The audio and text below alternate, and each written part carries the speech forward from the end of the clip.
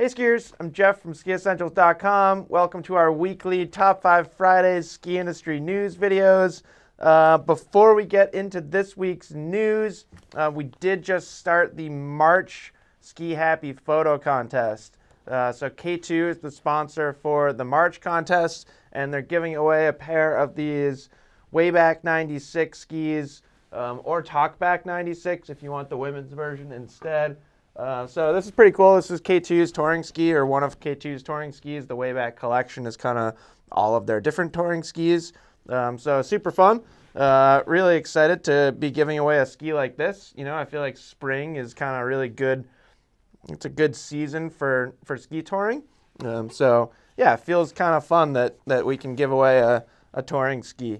So check that out. You got, well, not quite 3 full weeks, but almost 3 full weeks to enter photos. So you could win a pair of Wayback 96s. I'm not going to try and get them back behind me because I'm pretty sure they would just fall over. So check that out. We also recently got a new order of these Ski Essentials face masks. We did a really small run of these earlier in the winter, actually just for employees. And we've been wearing them on the mountain quite a bit. And a lot of people have said, like, hey, we really like those. Can you make more? So I'm not sure if those are up on the website just yet, but they should be soon if they're not already. So if you want to pick up one of those, you can do so soon, if not already. And yeah, with that, I think we can get right into the news. So first up is our FIS World Cup recap, as we usually start with. We had 2 women's races in Slovakia, a slalom and a GS. Michaela won the slalom with an absolutely blistering second run. Probably the best she's skied all year in that second run. She was on it, especially like the last third of the course. Like, that's pretty much where she beat everyone, and most notably where she beat Petra. So really cool to see Michaela just like lay down a killer second run, and really kind of put the pressure on the rest of the field. So great to see. And then in the GS race, we had a little bit of controversy. So Michaela was the leader after run 1, and before her second run, she was held up for about 2 minutes, a little over 2 minutes, while course workers fixed a broken gate. If you're not familiar with ski racing, broken gates happen. You know, you have a lot of course officials that are pretty much standing by with like a drill and another gate, or, you know, all the tools you need to quickly fix a gate. So it happens a lot. I think kind of the issue that people are having with this is that this did take a little longer than usual. Michaela had some choice words, kind of making some accusations that the race officials did it on purpose. These races were in Slovakia, and Petra's home is Slovakia. So there were some accusations made that there was some favoritism going on, and Michaela kind of said, like, she's a good enough skier to win without, like, an unfair advantage. So yeah, kind of interesting. I read through like a ton of different comments on social media from people with varying opinions, so I'll let you make your own opinion.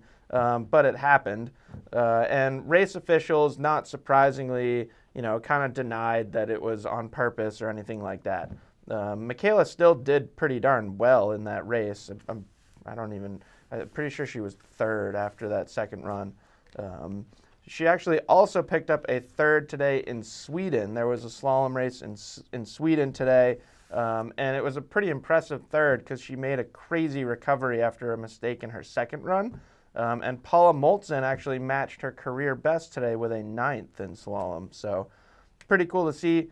In the past week, we also had men's races in Austria, downhill and Super G, like we talked about last week.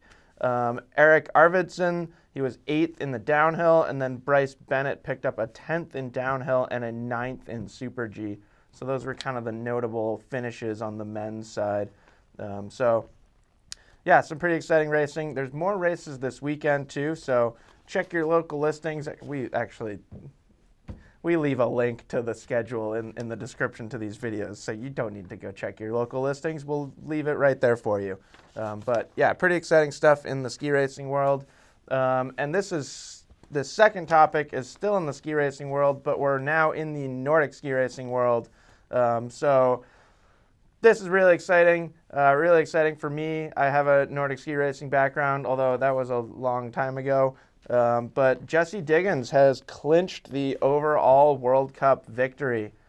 So we highlighted Jessie Diggins when she won the Tour de Ski. That was actually like a month ago now or so.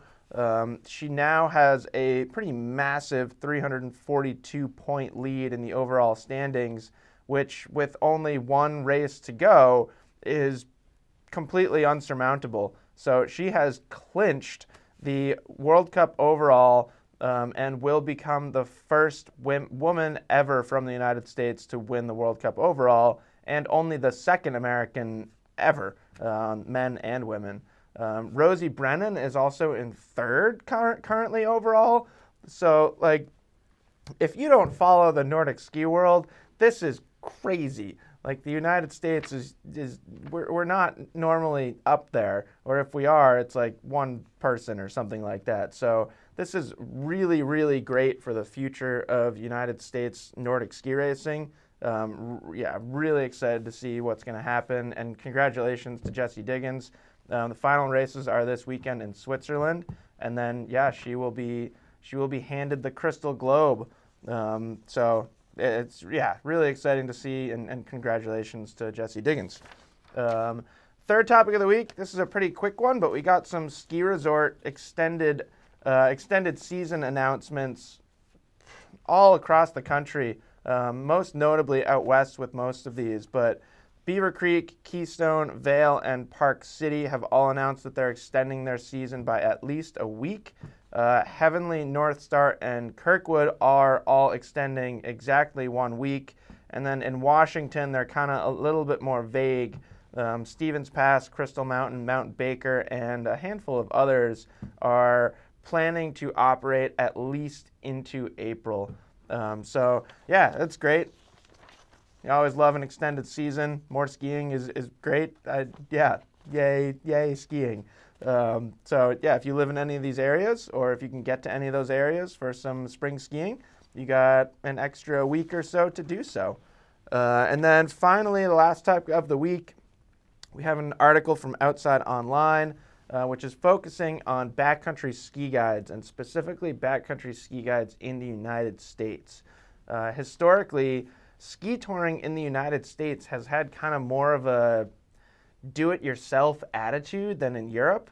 The way it evolved in Europe is it started with kind of wealthy Europeans going to mountains and hiring a guide. Like, that's really how ski touring has evolved in Europe, and the traditions and history behind it.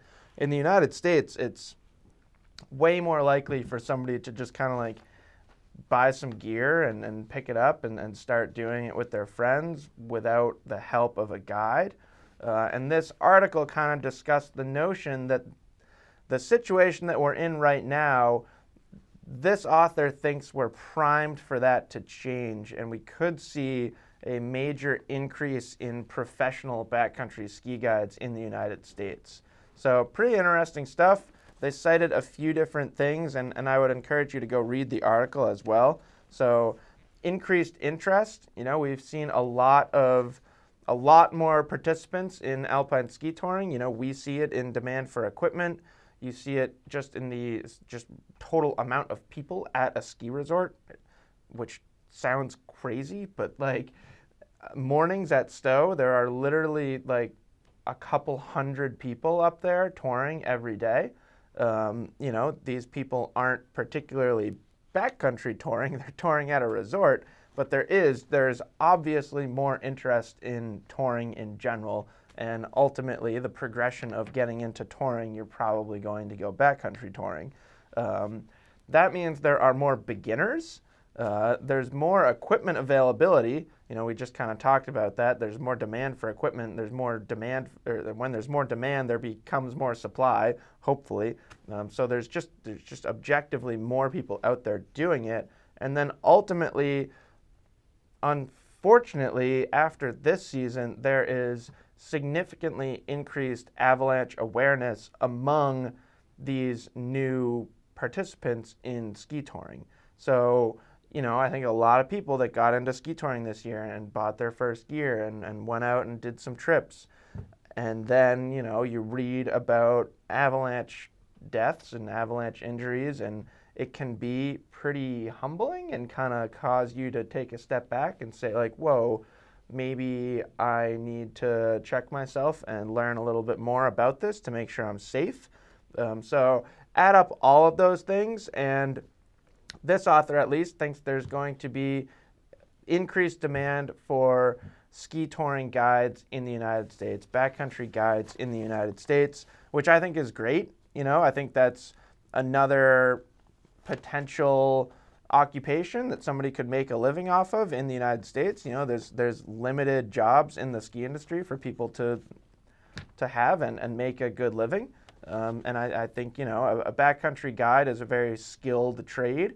And I think I don't know particulars or I don't know specifics, but I imagine that somebody in that position would be compensated pretty fairly, or at least I think they should be, because it's a pretty serious thing. So pretty cool article. Definitely head on over to Outside Online to check that out. And then finally, we have our edits of the week. First, this came out a couple weeks ago, I think, like towards the end of February, but Nikolai Schirmer has his spiciest line of 2020, which is quite spicy. And then the Line European team has episode 3.1 of Keep the Line called Camping. They're kind of like the European version of Traveling Circus. Very entertaining, and they do a pretty good job of putting captions on because I can't understand a word that they're saying. I wish I could. I really need to expand my linguistic skills. And then we have about a 4-minute edit from Emil Granbon. I really like Emil's skiing. He's very, very creative. There's kind of a funky vibe to this edit, both in the skiing and the music. It's got kind of some cool jazz to go with it. And then the final edit of the week is A Dance with a Stranger, which is an edit from Armada and Mike Hornbeck, where Mike Hornbeck is skiing a ski called the Stranger.